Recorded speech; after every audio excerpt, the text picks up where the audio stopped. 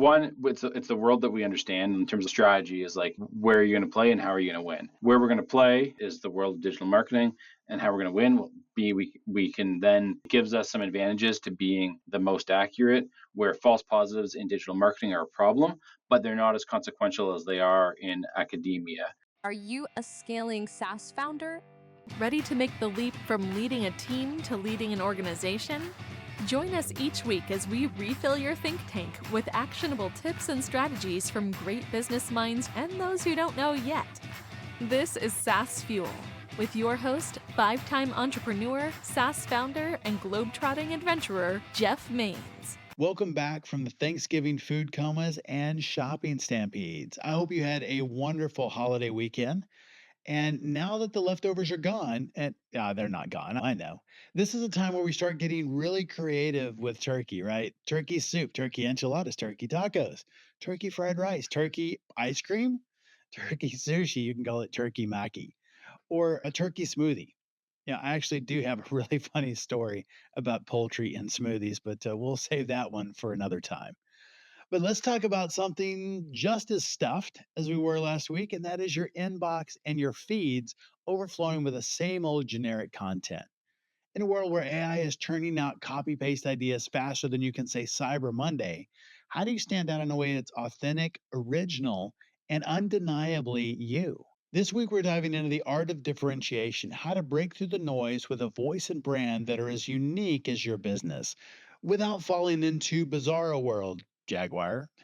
No company in history, except maybe Bud Light, has alienated their ideal customer profile faster. Yeah, let's do the opposite of that. Volvo, I don't know if you've seen their new ad. It's one of the best connection ads I've ever seen. I don't drive a Volvo, but this is one that actually makes me think about that. And I love the brand from the ad alone. They nailed it. I'll link to it in the show notes so you can see it. And I've watched it a dozen times. It is so good. Very different in contrast to what Jaguar did. But whether it's crafting stories that resonate, connecting with your audience on a deeper level, or making bold human choices in an increasingly automated world, this episode is about embracing what makes you irreplaceable. But here's the question. In a sea of AI generated sameness, how do you ensure that your message isn't just seen, but remembered in a good way, like Volvo, not like Jaguar? And in a way that enhances brand value and endears your audience. So stick around because we're cutting through the copycat clutter to help you shine.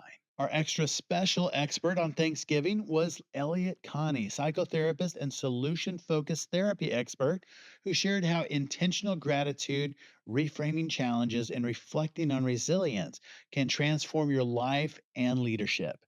If you've ever felt stuck or unsure how to tackle obstacles, this episode offers powerful strategies to shift your perspective and unlock growth, especially helpful to think about as we speed toward the new year. And our founder on Tuesday was Jackie Jones, founder and CEO of Way We Do. She is fantastic. We explored the transformative impact of well documented processes on business success. Spoiler alert, that impact is massive. From managing change to leveraging AI for automation, Jackie shared actionable strategies for improving team efficiency and driving growth. If you've ever wondered how better processes can add an extra number to your multiple at exit time or funding time, this is an episode that you do not want to miss. My guest today is Jon Gillham, founder and CEO of Originality AI, a cutting edge platform that ensures content quality and originality in the era of generative AI. With deep expertise in content marketing and one of the earliest adopters of AI tools for SEO, Jon shares invaluable insights on navigating AI driven challenges, creating standout content, and building a sustainable edge in a super competitive market. Welcome to today's guest, Jon Gillham. Hey, Jon, welcome to SaaS Fuel. Hey, thanks for having me, Jeff. Glad to be here. You've got a really interesting background from mechanical engineering to generative AI.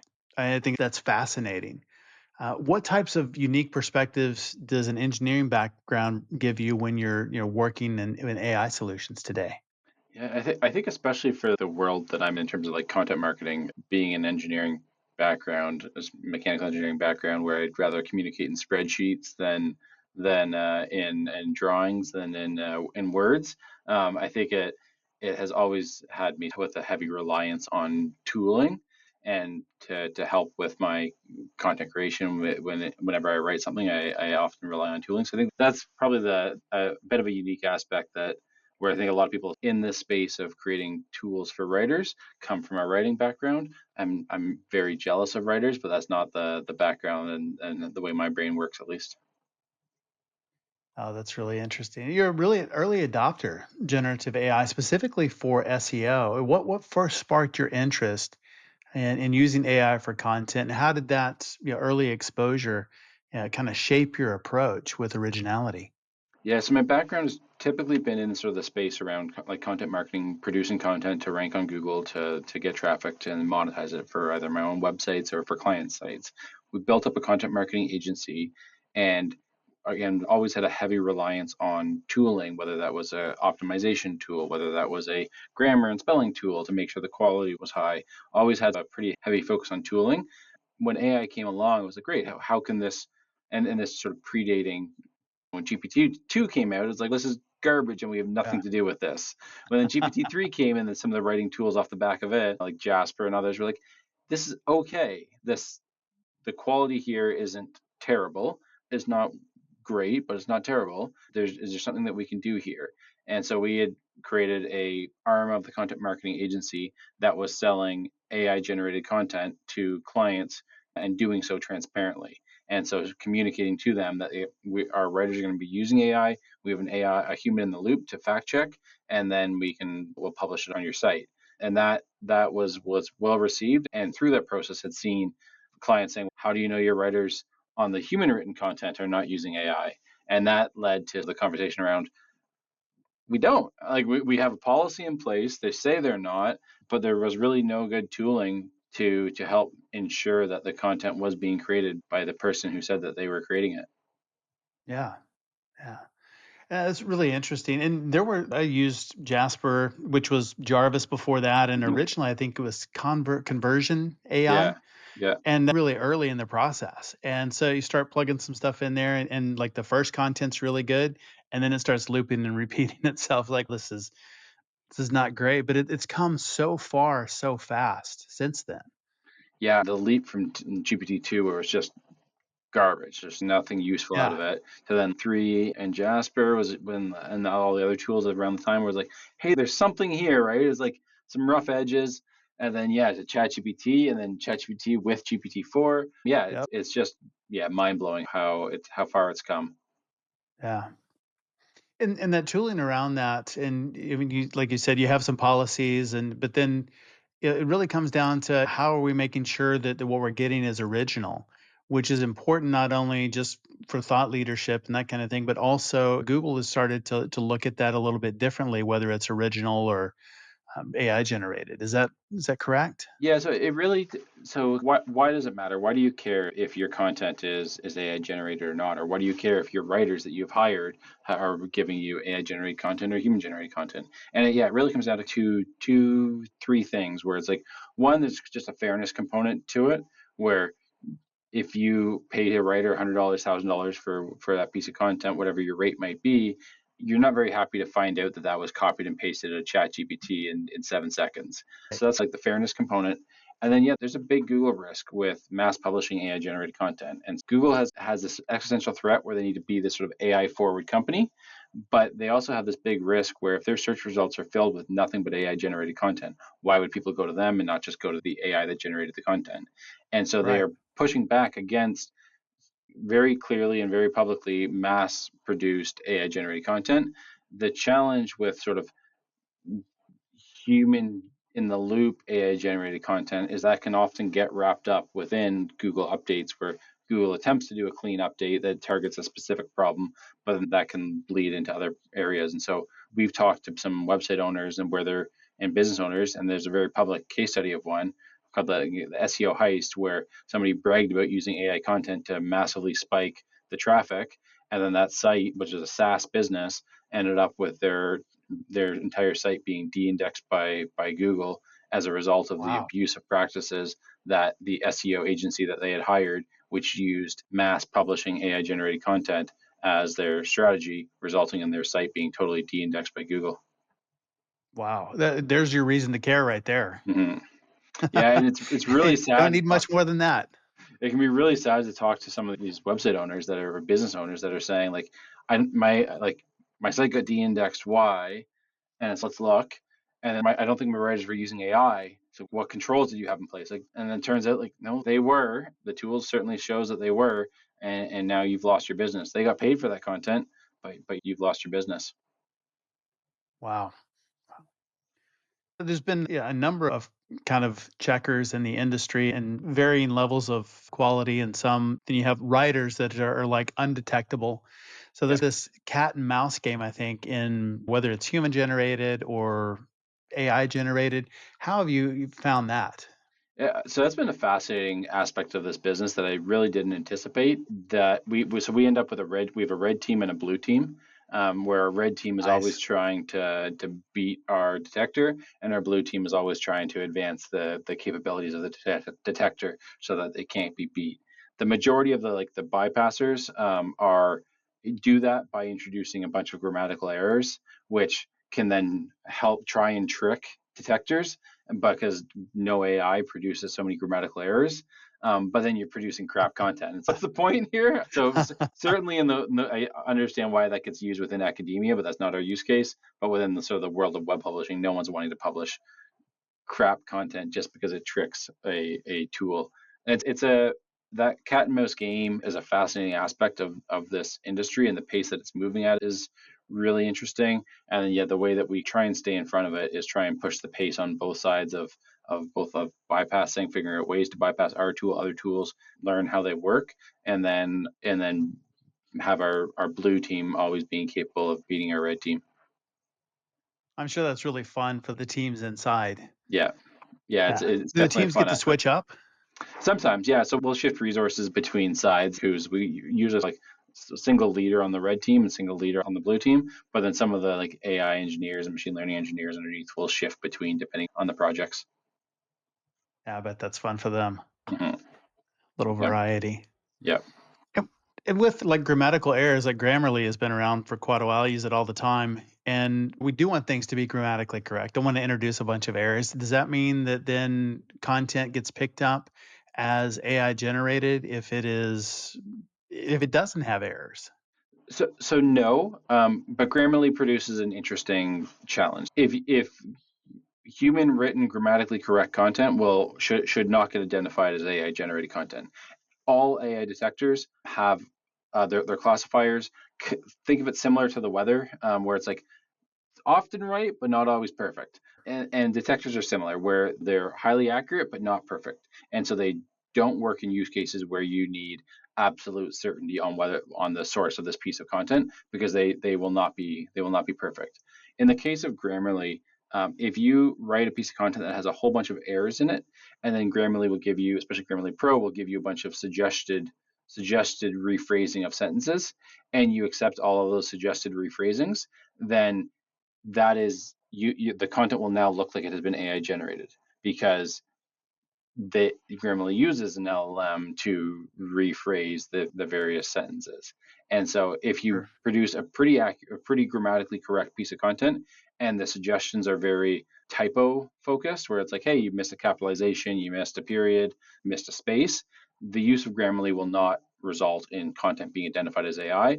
But if you produce a very grammatically incorrect piece of content and then use all of the Grammarly auto suggestions, then and you then compare the original versus the new edited text, that edited text now will have the fingerprint of AI on it because so much of it has been rewritten by Grammarly as AI. Yeah, that makes sense. Yeah, some of the suggestions are good and some of them are not. Mhm. And what's funny is actually doing some of the editing and add commas here. And then you do it in something else and it says take the commas away. Right. You're like, I, I don't know. Yeah. Close enough. Now, what have been some of the challenges in founding Originality AI and maybe some aha moments in the early days?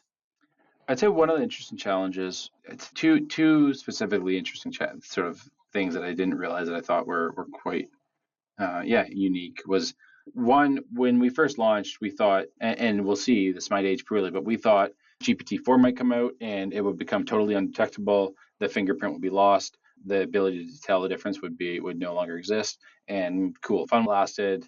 I'm scared of the world where we can't tell the difference between human content and AI content. And so that would be scary if that was to be the case. So that was what I thought was going to happen, or what I thought could happen. And what we've seen has surprised me a little bit, where we've seen the LLMs plateauing in terms of their writing capabilities and our detection capability closing in on them, and different models not being very different from one another in terms of the detectability. So if Llama, like when Llama came out, oh, we're still really accurate on it. Why? And so it's the same data sets being trained on the same hardware with the same sort of foundational technology around transformers, and the work that the content that AI produces, whether it be ChatGPT or Claude 3.5 Sonnet or whatever it might be, is pretty. There's pretty little difference between it from a detectability standpoint, and we've seen this sort of like plateauing of LLMs, which is interesting as potentially as they run out of new text to train on. So that's been one aspect that's been interesting. The other aspect that I'm just like still trying to wrap my head around is the capability for this has gone from like such a fringe group in the world would have known about AI detection. We launched the weekend before ChatGPT launched, to then the entire Wow. world using it and adopting it.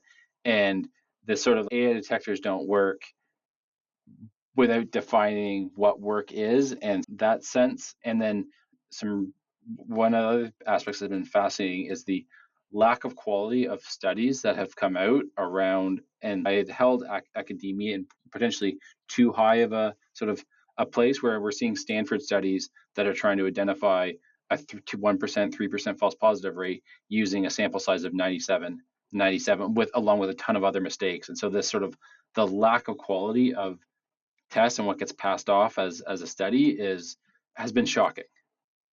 Wow. Yeah, that sample size is like nothing. Nothing. If I asked my AI engineers to run any kind of study with that, they'd laugh at me. We run like Yeah. our smallest studies that we'll run is like 1,000 articles on one specific type of content, and they still often tell me that this is just a sample and not to be believed. Yeah. Wow. I guess if you get published, then you get published.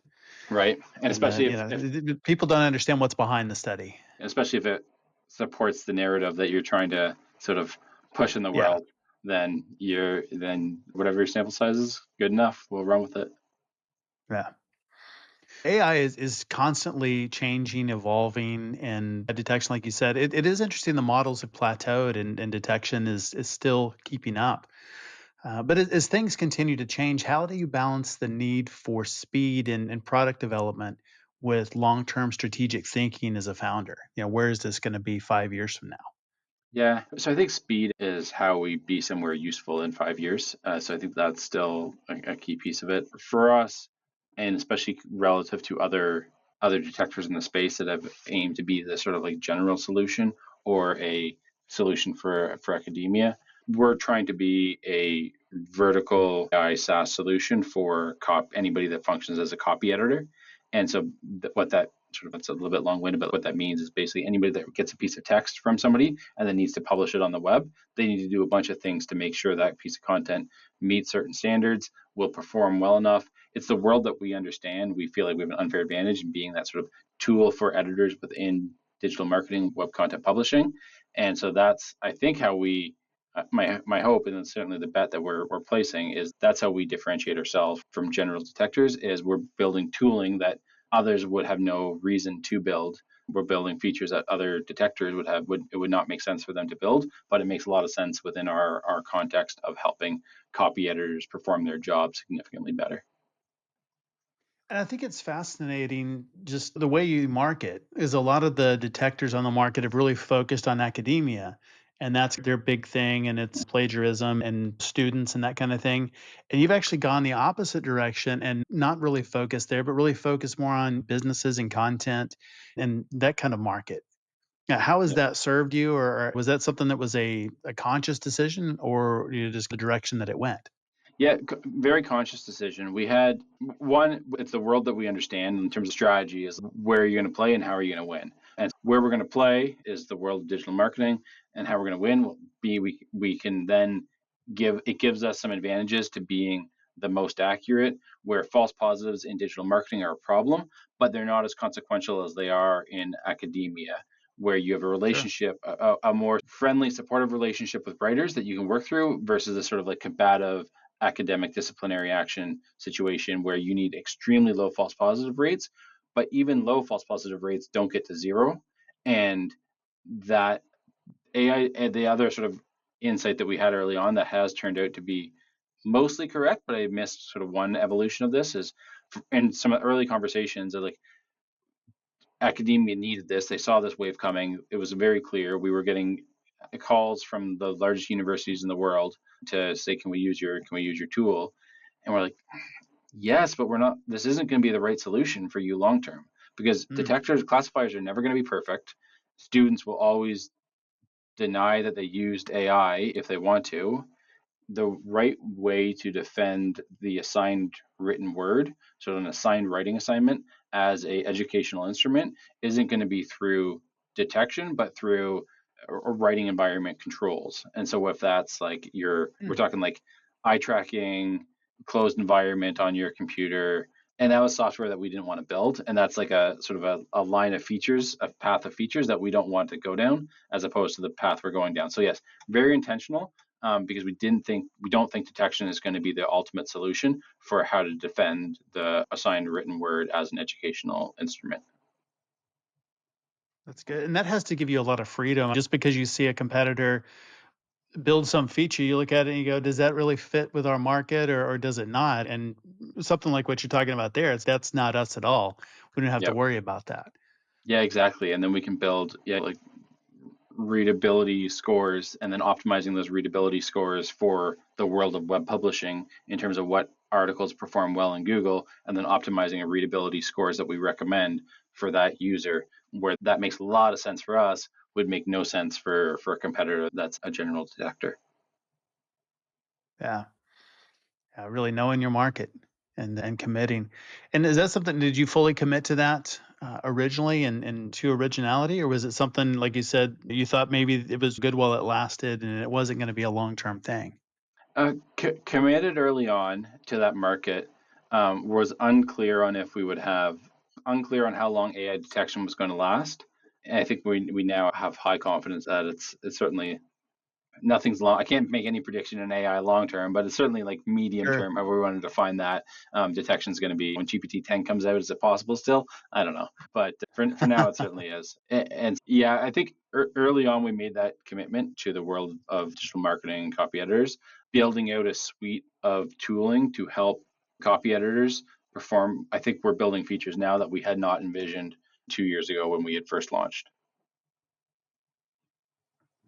So how would you advise other founders looking at their ventures and maybe hesitating and committing to a market or one market or another and want to stay more general versus just going all in on what they think the Yeah. best market is? Ready to future proof your company and scale to new heights? Dive into the ultimate resource designed for SaaS founders and C suite executives. Champion Leadership Group gives you an unfair advantage in scaling up revenue and outwitting competitors. Imagine solving your biggest scaling headaches and hitting 5, 10, 20 million ARR and beyond with ease. We take away the guesswork and the grunt work and replace it with framework by supporting you with our on demand fractional C suite team, a powerful operating system built into software, and a thriving community of fellow scaling founders. That's how we make it happen. So if you're stuck at your current revenue level, this is your ticket out. Feel like your company is the world's best kept secret? We amplify your success. And if you're already crushing it but too busy to breathe, we got your back. We'll free up 20% of your time in the first month. Now is the time to upgrade from traction to scale. If you're ready to work smarter and not just grind harder, schedule a 10-minute growth brainstorm. It's free, not a sales call, and we will pinpoint the number one thing blocking revenue. For more, visit championleadership.com. That's where leaders evolve and companies transform. I think and we've seen this as we've strayed at times to say, hey, there's a need for this type of fine-tuned detection model for this audience. Do we build it? It's like, yeah, we'd be really good at building it, but then it's just, it puts us So I think that the comment that I would say is that the hidden compounding benefits of picking a niche is so significant, where every decision being able to be passed through a lens of, okay, we understand who our customer is, and does this serve that customer without these competing challenges. And so when we're picking which model is going to be our default model, we can tune it to a specific use case that we understand.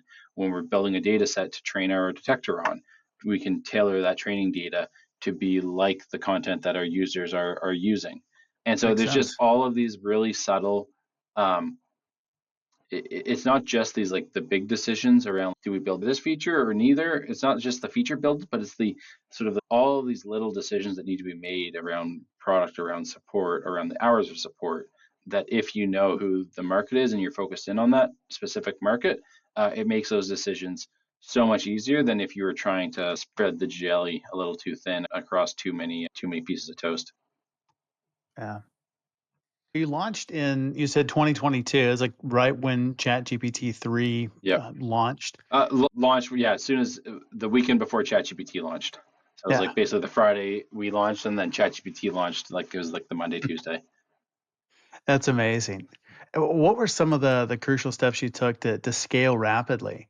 And how would you advise other SaaS founders aiming for that quick growth? And maybe Yep. lessons learned or maybe some things that you would want to do different? Yeah, definitely different. We did not go nearly as hard as we should have. Partly the time of year, like I ski coach a lot, and I was gone for like half of the first month and a half. So I was gone for like four weeks in the first 2 months that we had launched, and so that, and we were a small team at the start, and still are a relatively small team. But if I could go back in time, we would have gone so much harder, so much faster. That was a mistake where it was clear. I think everyone realized that ChatGPT was going to be a thing very quickly. We certainly did as well, and the growth was great, but it could have been so much better, and our market dominance could have been so much greater if we had just pushed way harder out of the gate. And so I'd say if that was by far our biggest mistake, and my mistake on not pushing harder. In terms of advice, I guess that is some of it. But I think what did we do? What did we do? And I think the same thing we just talked about, but there was opportunities coming from every angle and flavor of like scientific journals were saying, how do we know if that's a different type of content. Patents was a topic of discussion on, can we detect there. And it's okay, how do we, if growth is happening aggressively, I think it becomes even more important to have focus on who's being served, because you can go down some weird confusing path pretty quickly if without that focus. So I think we did that well, and that would be the advice. That's really smart. And I love just the transparency of I was gone in the beginning and we should have gone harder. That's really helpful in just thinking about that and going all in. Yeah, no, even in the build, we were probably, we slow built it. If we'd been in the market for like, if we'd gone back in time and had prioritized the build of when like it was one of multiple projects, if we prioritized the build, we probably would have been in market 6 months earlier, and then had just a significantly more strong market position, Google rankings, etc. Well, within that, you said still relatively smart team, but they're very specialized engineers, developers, marketers. What were the key considerations in really building and hiring a team that's really highly specialized in that space? Yeah, my favorite saying, and I think it probably gets me in trouble, but around hiring, is hire fast, fire faster. And that's, I think it's even the best hiring. Hey, this, I think it was a Boston Consulting Group or some other, was like, use this super intense process, and we were able to move the success of hiring to 67% up from 60%. So I can take a pretty poor hiring to take it to 75% by just hiring two and firing the underperforming one. Because Yeah. if you've got a 50% success rate, just hire two and terminate one that isn't a fit, or manage out one that isn't a fit. And so it's maybe a little bit aggressive, but I think we do a sort of, yeah, hire fast, fire faster. And then for the team that we have, the majority of the core team has been with me across multiple projects. And so I think once you have people taking that are a good fit, taking really good care of the culture that they live within is, I think, important. And then not letting that culture get as you scale a team, not letting that culture get too tarnished by somebody coming in that might be a performer, but is hurting that overall culture. And I think similar to focus, the sort of the subtle costs of that of culture getting degraded is really high. Yeah. Yeah. And so coming in, you said some of the people have been with you over multiple projects. And yeah, I like the advice, hire fast, fire faster. How do you know when the time it is for somebody to go versus when you can coach them up and maybe they just need some help? Yeah, How do you see it? I think it's always it's hard, and there's no I would say it's one that I wish I could put into a spreadsheet and know with certainty, like, hey, missed metrics 3 weeks in a row, time to Yeah. go. Yeah, that'd be Um, nice. but I don't think that's ever the case. I think it's something that I think there's no credit experience with a lot, but I think that is something that does come from experience and understanding a bit of pattern recognition around, okay, this person has done so well at these things, and it's the fear that can be coached that is holding them back from the part that is the problem around performance. I think rarely, I would say it is very rare that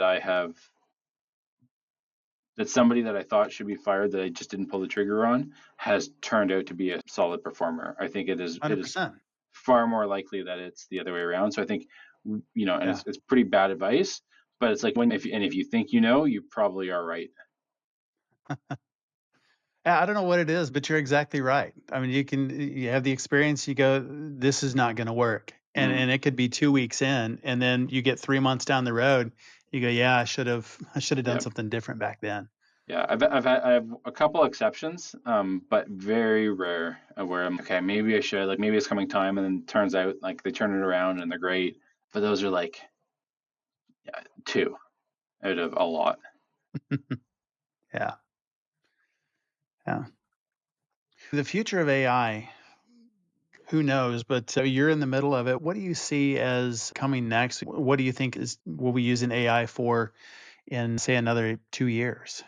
What will that world look like? Yeah, I think it's a tricky spot to be in right now around trying to listen to people talk about what the future of AI will look like, because I think there's so many people. I think there's no question we're in an AI bubble. We're self-funded, so we don't feel like we have the same need Yeah. for that sort of to Smart. perpetuate the hype cycle.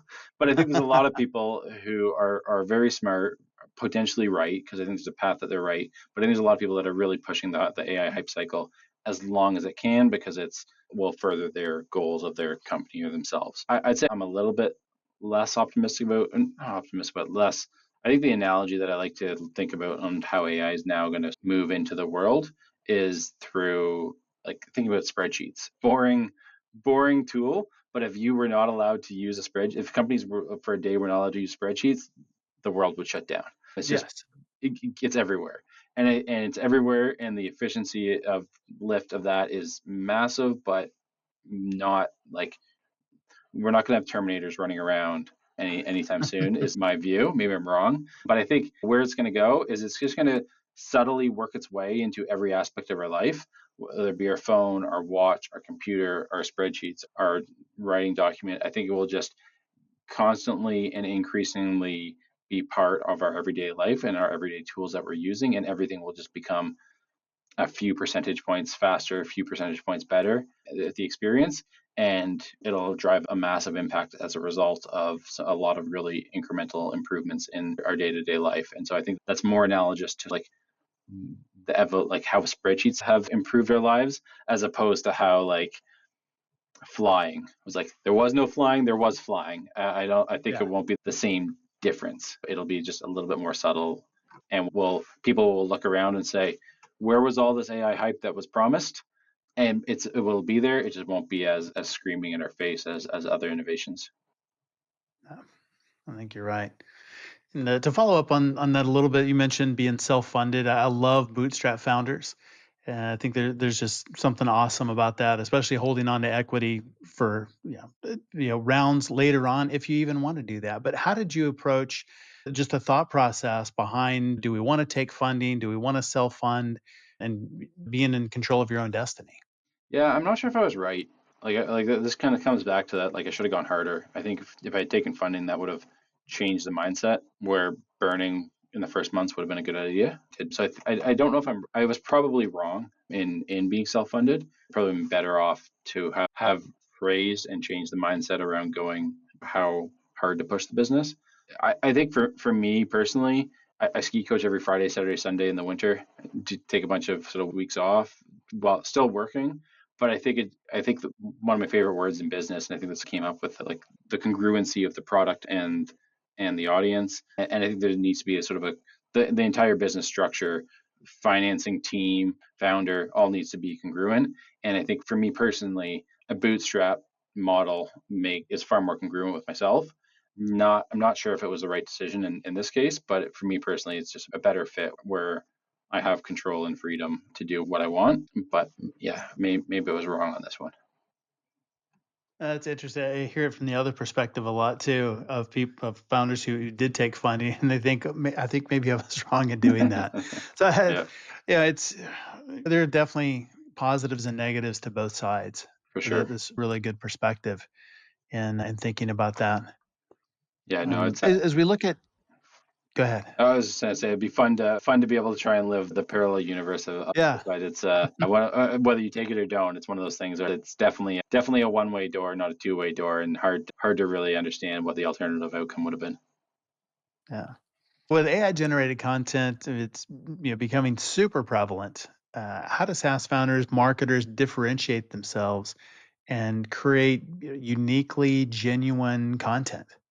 Yeah, so the big thing that I mean, we're driving sort of 1 million visitors a month to the site, to our own site, and our content strategy Wow. is how do we go beyond words? And it's the big sort of rallying cry that we have internally around our content marketing team is that if in a world where the cost to produce pretty awesome words around any topic that you want is driven to pretty near zero, if all you are bringing to the world is words, you're fighting against this massive wave of pretty good, almost great words that are being produced at near zero cost.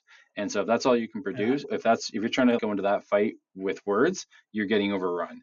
And so we our rallying cry is really around think beyond words. And so if that's we do a lot of digital Mm. PR where we're doing primary research, looking at how much AI content is in Google search results, super intense engineering resource to scrape Google results, look at the websites, analyze the content for AI or not, and then build a dashboard. Similar, looking at websites that are blocking GPT bots. So any digital PR effort where we can do some primary research and then bring that information to the world and add a lot of value. So that's how we're going again beyond words. We do a lot of work with free tools where we're creating AI writing assistants, AI marketing prompt generators, email writers, any of these like quick tools that will be helpful. Free grammar checker, basically any of our core tools, any of our core features, we have a free tool to both let people have a PLG motion with that free tool, but also to get traffic from Google.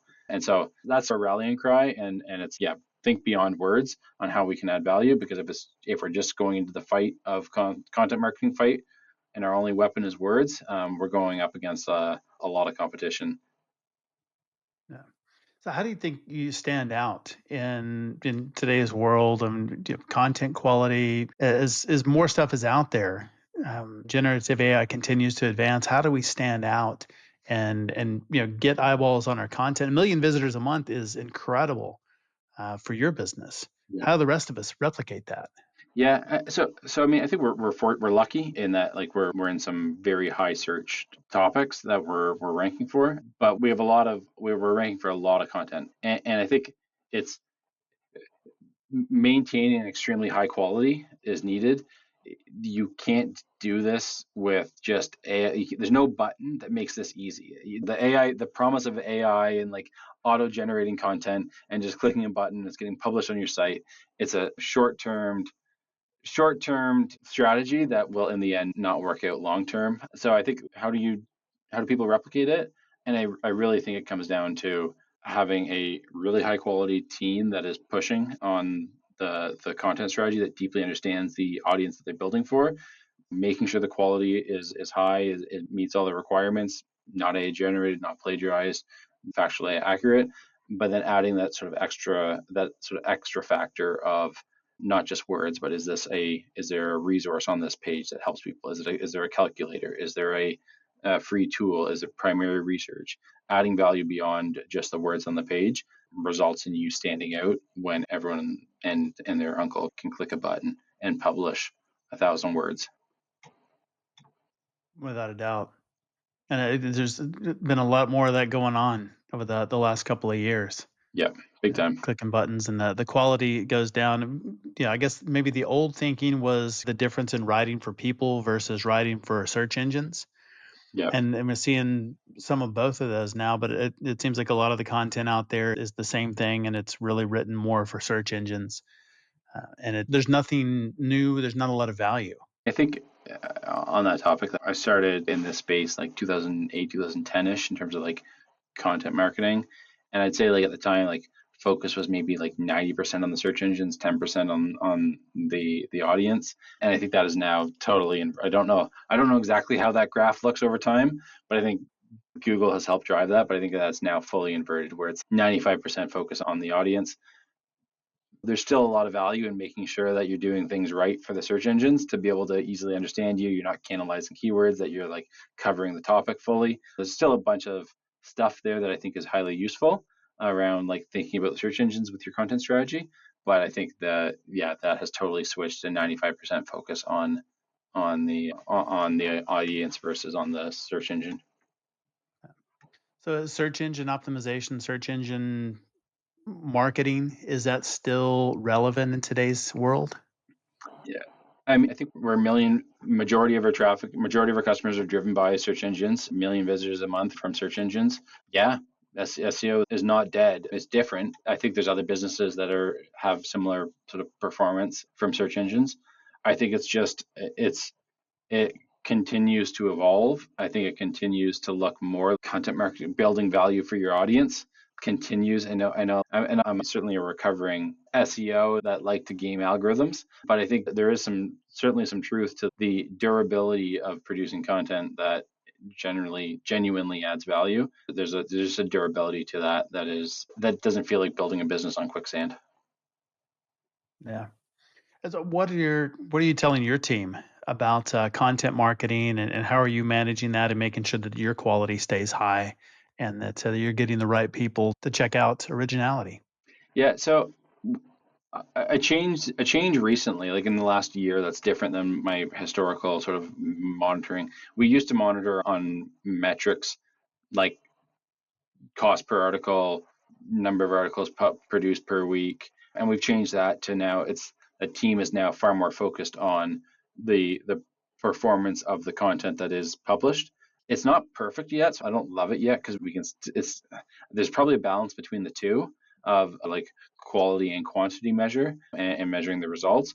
And I haven't seen anyone do it great yet. I haven't seen anyone but so what we have shifted to answer your question is a heavier focus on quality and adding value and a lower focus on specific metrics around the like cost per article, word length, etc. But it's far more focused on team, have you added value this week to the audience? If yes, then we're probably doing the right thing.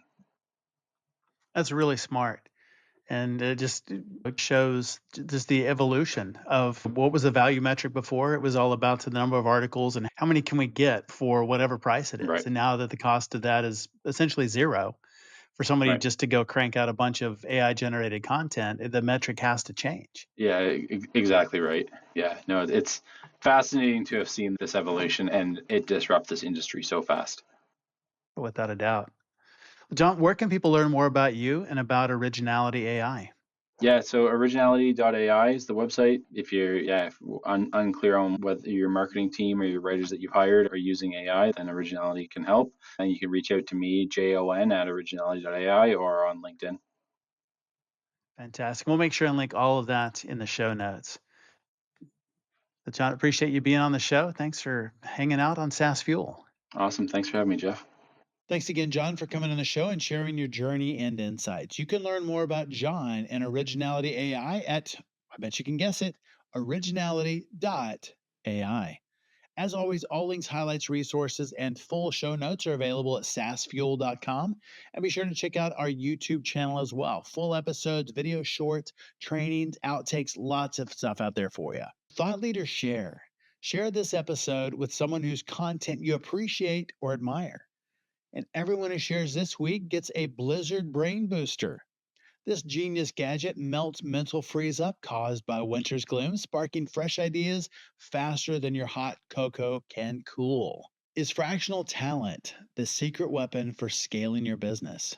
Join us Thursday on our SaaS Fuel Expert Series as Mike Malloy explains why hiring fractional executives is the future of work and shares actionable insights for scaling your sales engine and building lasting business relationships. His 5x7 rule has been game changing for me. Simple and super, super powerful. What if AI could revolutionize how you market your business? Join us next Tuesday as Hikari Sinju, founder of OmniKey, explores how generative AI is transforming advertising, unlocking data-driven creativity, and helping brands scale their engagement like never before. I will see you next time, and as always, enjoy the journey. Thanks for listening to SaaS Fuel. Full show notes for each episode, which includes a summary, key takeaways, quotes, and any resources mentioned, are available at saasfuel.com.